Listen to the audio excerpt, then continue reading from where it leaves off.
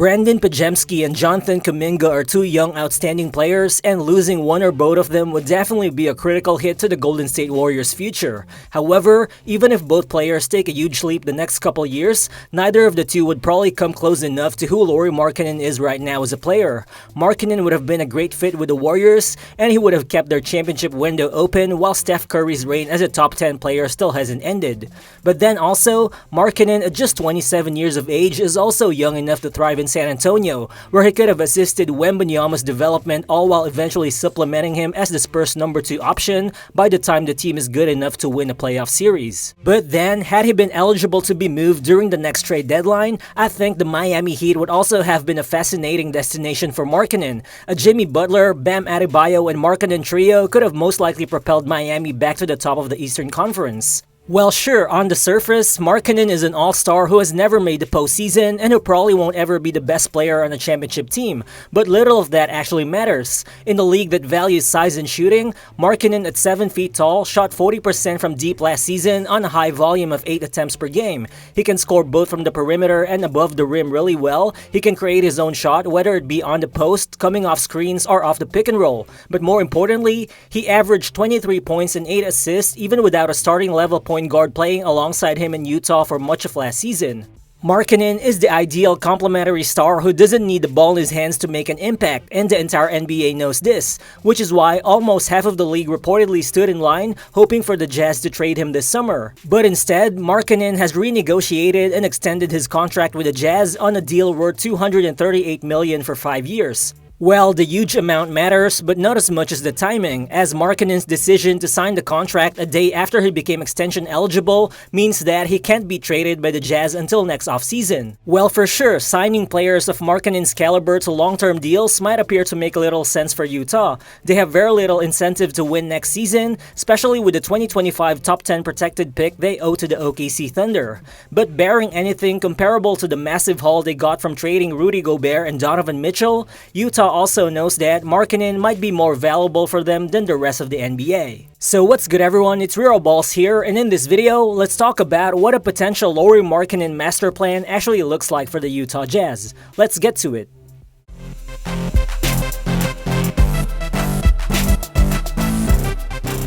First, let's not downplay the fact that Markkanen has repeatedly expressed his willingness to stay in Utah, and that actually matters. From Deron Williams to Carlos Boozer to Gordon Hayward until the Donovan Mitchell and Rudy Gobert era, the last 20 years have been unforgiving to Utah's efforts to keep a star player long-term. And generally speaking, Utah isn't considered a desirable market for young basketball players, but as a rule of thumb, teams tend to want to have young all-stars who want to play for them. So you just can't blame the Jazz for wanting to keep Markkanen at least for the moment. Well, sure, they paid him max money, but at age 27, Markkanen will always almost represent value over production because for someone as athletic as he is, his game doesn't rely too much on athleticism and bounce, meaning his game should age really well, which should enable him to fit with any player timeline that the Utah Jazz potentially follow at least in the near future. But the problem is, Markkanen's past 2 seasons with the team have followed similar patterns. The Jazz play really well and exceed expectations at least early in the season, but then February comes and Danny Ainge goes to trade some veterans, Markkanen plays less down the stretch, and by the time the NBA draft comes, the Jazz land at the bottom half of the lottery. In a loaded Western Conference, it's hard to imagine Utah doing much better with their current roster, but it's also hard to picture them being as bad as the other teams at the bottom of the Eastern Conference. This is where all the Markkanen trade rumors come from. Well, in my opinion, Markkanen is a top 25 player, but Utah also knows that you need multiple stars to win in the NBA, and this is why they reportedly tried to pursue Drew Holiday and Mikal Bridges in the past. But then again, both guys are still not gonna be number 1 options for a team who wants to contend. Again, Utah isn't a free agent destination, and big market teams also tend to be less conservative in terms of trading assets to land a star player. So obviously, landing a star in the draft seems to be the likeliest path for the Jazz to get their long-term number 1 option, and for sure, having Markkanen on the roster makes doing so substantially harder. It's hard to lose too many games with him on your team, but it's also hard to win more without another star talent beside him. Basically, the Jazz are stuck in the middle of the lottery, but that doesn't mean they can't escape it, as they have plenty of leftover assets from Cleveland and Minnesota from the Mitchell and Gobert trades. Well, those picks are not expected to land really high as Cleveland and Minnesota are still contending, but sometimes you can find a Kawhi Leonard or a Giannis at number 15 in the draft. But nonetheless, exploring ways to trade Lauri Markkanen was probably the cleanest path for Utah to land a top pick in the 2025 and 2026 drafts, which are projected to be loaded with franchise-altering talent at the top.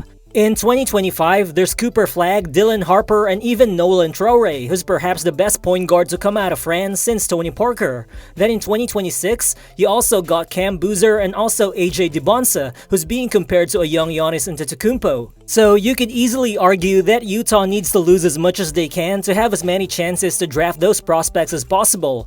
But I think it's also not fair to say that the Jazz should have just pulled the trigger on any potential trade offer for Markkanen. Well, sure, if the Jazz really agreed to trade Markkanen to Golden State, Utah might finally end up as one of the worst teams in the league preceding the loaded 2025 and 2026 drafts, which increases their chances of landing a top 5 pick. And of course, they would also have a ton of draft capital left from the Cavs, Timberwolves, and the Warriors, which they could use in any deal afterwards. That scenario makes them potentially the most asset-loaded team in the NBA in a few years. Well, a trade would have definitely materialized if Danny Ainge received a kind of irresistible offer that he couldn't say no to. But we gotta remember that most of these teams trying to trade for Markkanen are trying to add to their existing core instead of subtracting from it. So I think it's highly doubtful that the Warriors offered both Kuminga and Podziemski, or that the Spurs were willing to offer both Devin Vassell and Jeremy Sohan, or that the Kings were even willing to include Keegan Murray in any deal. Most of the offers that the Jazz got were probably heavily centered around a ton of draft picks, but then Utah knows that for them to really maximize the value of those picks that they're acquiring, those picks, for instance, would have to come from a depleted Golden State Warriors team, and not a young reloaded core built around Markkanen, Podziemski, and Kuminga, which is a core that probably would still be good. This circles us back to the fact that signing Markkanen to a new contract was a great move in itself for Utah, but Danny Ainge most likely did it because he didn't receive an over-the-top offer for Markkanen. We gotta remember that Danny Ainge is a kind of basketball executive who usually makes a move because it is a marginal win in terms of isolated value rather than as a small step towards a larger objective. And his track record as a decision maker for Boston in the past gives him credibility over a ton of other front offices. During the 06 to 07 season, the Celtics were actually trying to tank for Greg Oden or Kevin Durant, but then they instead won a championship a season after, and that's because Danny Ainge saw the possibility of acquiring Ray Allen and Kevin Garnett in the offseason of 2007. We also gotta remember that after a losing season in the middle of the Celtics rebuild in 2014, Ainge actually traded for Isaiah Thomas, which eventually caused Boston to enter contention once again. It seems like Danny Ainge's roster building philosophy focuses on making the best move in the moment rather than sticking to a definite timeline, and this is the same philosophy that he's probably utilizing with Markkanen right now. But if you come to think of it, it's not like the Utah Jazz don't have a path to being great with Markkanen on the roster. Looking at it, the Atlanta Hawks were actually a play-in team last season, but then they actually won the draft lottery and landed the number 1 pick this year. So maybe there's a chance the same can happen to the Utah Jazz next year. That is a path where they could land someone like Cooper Flagg on top of the draft with their number 2 option in Markkanen already in place. But then there are also several ways that the front office can choose to bottom out even with Markkanen under contract. They have other veterans like Collin Sexton, John Collins, and Jordan Clarkson. All are productive players who make more sense in a contending team. Utah could trade them instead, and as long as it's okay with the franchise having a short-term direction, few stars are better suited to lead a developing young core than Markkanen, given the adaptable and low-maintenance nature of his game. Obviously, Utah's young players are in line to see a ton of opportunities next season. Keyonte George, Bryce Sensabaugh, and Taylor Hendricks are heading into their second years. Walker Kessler is heading into his third season, while Isaiah Collier, Cody Williams, and Kyle Filipowski are all rookies. Those are a lot of young players to evaluate, but it only takes a couple of those guys to pop off for Utah to accelerate their own winning timeline, which should allow them to utilize Markkanen's star power even more. Well, for sure, those are a ton of hypothetical scenarios, but I think straight-up tanking comes with just as many questions, and there's definitely no right or wrong approach to what the Jazz are doing.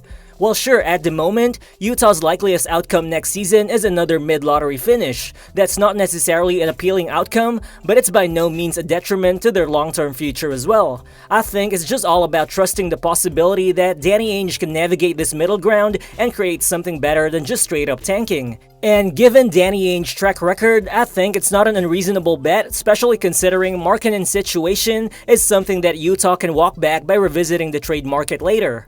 Looking at it, there's always a chance that Utah pivots towards a full-on rebuild next summer, when Markkanen might even be more appealing to other teams than he was a couple of weeks ago. Or who knows, maybe a year from now, Utah lands another star player to pair with Markkanen, which should allow them to really contend. At the end of the day, teams miss their chance of landing Markkanen at least this summer, and there's plenty of reason for long-term optimism in Utah with him still on the roster. So thank you guys. If you've actually made it this far into the video, feel free to drop your thoughts in the comment section below, and again, if you're new to the channel, please consider subscribing as well. Again, this is Real Balls, and I'll see you on the next one. Peace.